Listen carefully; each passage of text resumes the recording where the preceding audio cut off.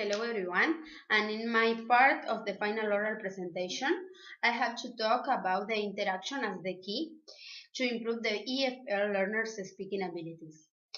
In order to improve the learners' speaking abilities, teachers must encourage two kinds of activities. These activities are the small talk and the interactive activities.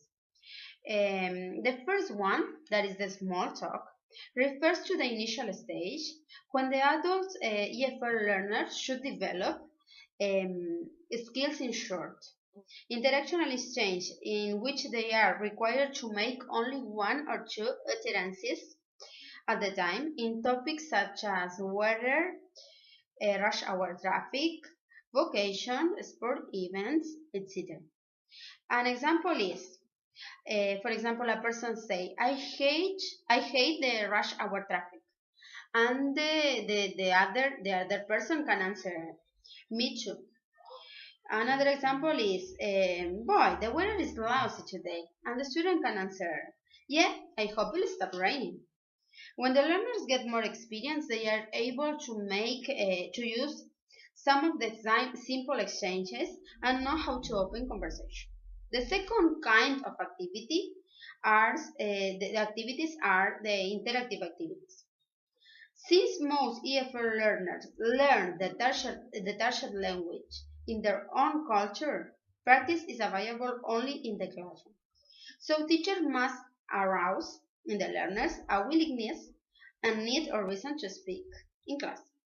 In designing activities, teachers should consider all the skills conjointly as they interact with each other in natural behavior. For in real life, as in the classroom, most tasks of any complexity involve more than one macro skill. Based on this criteria, the following activities appear to be particularly relevant to elicit the spoken in language production. They provide learners with opportunities to learn from auditory and visual experiences, which enable them to develop flexibility in their learning styles and also demonstrate the optimal use of different learning strategies and behavior for different tasks. Oral. Uh, oral activities is the first activity that we must to promote. The oral materials such as news reports on the radio will be fine-tuned to a level accessible to particular groups of learners. These materials can be used in some productive activities as backgrounds or as input for interaction. For example, a story is recorded into several segments, and the teacher divides the class into groups, and each group is responsible for one segment of this story. Then the groups work together to complete an information gap activity. The second activities that we have to promote are the visual oral activities. Because of the lack of opportunities in foreign language settings to interact with native speakers, the need to exposure many kinds of scenes, situations, and accents, as well as voices in particular, is critical. This need can be met by audiovisual materials such as appropriate films, recorders, and soap operas. For example, short pieces of films can be used to give eyewitness accounts.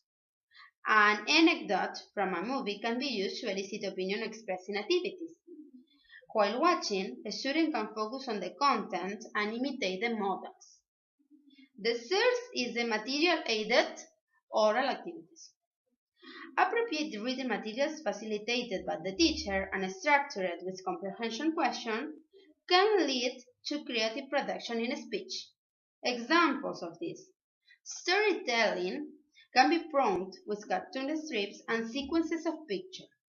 Another example is oral reports or summaries can be produced from articles in newspapers. Culture awareness oral activities is the last one that we have to promote. Culture plays an instrumental role in shaping speakers and in the communicative competence, which is related to the appropriate use of the language. An example is how an active speaker make an apology and what kind of form the apology is taking.